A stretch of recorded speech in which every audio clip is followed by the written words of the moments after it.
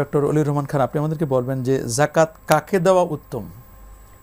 যাকাতের তো খাত আল্লাহ তাআলা সূরা তওবার ৬০ নম্বর আয়াতে বলেছেন, ইন্নামাস সাদাকাতু লিল ফুকারাই ওয়াল মাসাকিন ওয়াল আমিলিন আলাইহা ওয়াল মুআল্লাফাতি কুলুবুহুম ওয়া ফির রিকাবি ওয়াল গারিমিন ওয়া ফি সাবিলিল্লাহ ওয়া ইবনিস সাবিল।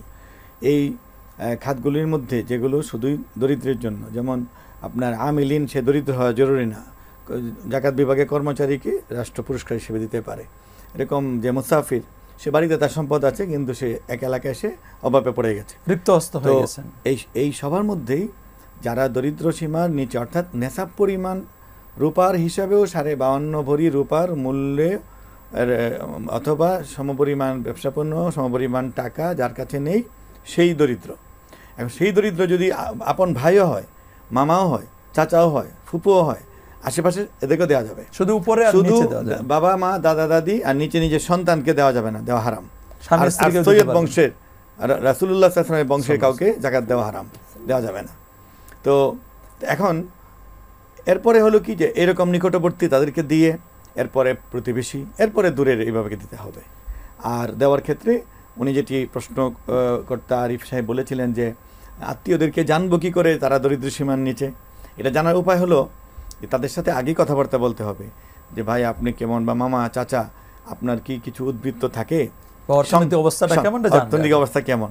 যদি উনি বলেন যে আমার সংসার চালিয়ে উদ্বৃত্ত থাকে, উদ্বৃত্ত যদি 60-70 হাজার টাকা থাকে, তাহলে তা দেওয়া যাচ্ছে না।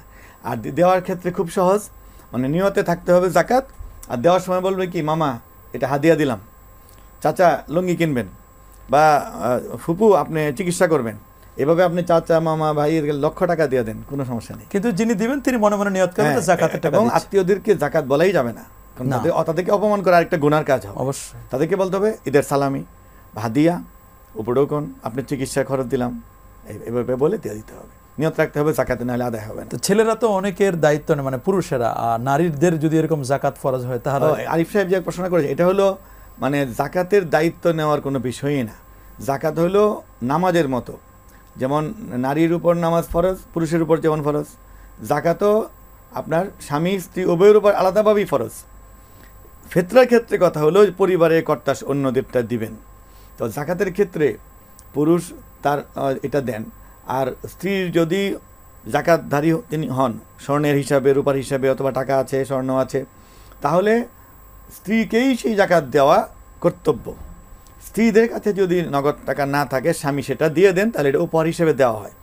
আসলে কিন্তু স্ত্রীর উপরেই কর্তব্য তার জাকাত দেওয়া, যেমন নামাজ পড়াও স্ত্রীর উপরেই কর্তব্য, স্ত্রীর নামাজ স্বামী পড়লে হবে না। সমাজের মধ্যে একটা প্রচলন হয়ে গেছে এভাবে, অনেকে বলেন যে যে সমস্ত অর্নামেন্টসগুলো ব্যবহার করা হয় এদের কোনো জাকাত, এটা ঠিক নয়, এটা ঠিক নয়। শরীয়ত বলেছে, এবং আপনি হাদিস জানেন, আল্লাহ রাসূল সাল্লাল্লাহু আলাইহি ওয়াসাল্লামের কাছে একটা মা তার মেয়েকে নিয়ে এসেছেন, তার হাতে চুরি। তখন নবীজি বলেছেন আর কি জাকাত দাও, তখন বলেছে যে না, তাহলে তুমি কি চাও যে এই চুরি আগুনের অঙ্গার হয়ে তোমার মেয়ের হাতে পড়াবে? পরে সেই নারী ভয়ে এই চুরি আল্লাহ রাসূলকে বাইতুল মালে দানই করে দিয়েছেন। এর দ্বারা প্রমাণিত হলো ব্যবহারের যে মধ্যে থাকুক অথবা না থাকুক, কোনো ব্যক্তির মালিকানায় 7.5 ভরি স্বর্ণ অর্নামেন্টস আকারে হোক আর বিস্কিট আকারে হোক, যেভাবেই হোক, থাকলেই জাকাত দিতে হবে। আর যারা এটা বলেছেন তারা একটা অন্ধকারে ঢিল ছুড়েছেন এবং একটা বিভ্রান্তি তৈরি করেছেন। যেখানে স্পষ্ট নির্দেশ,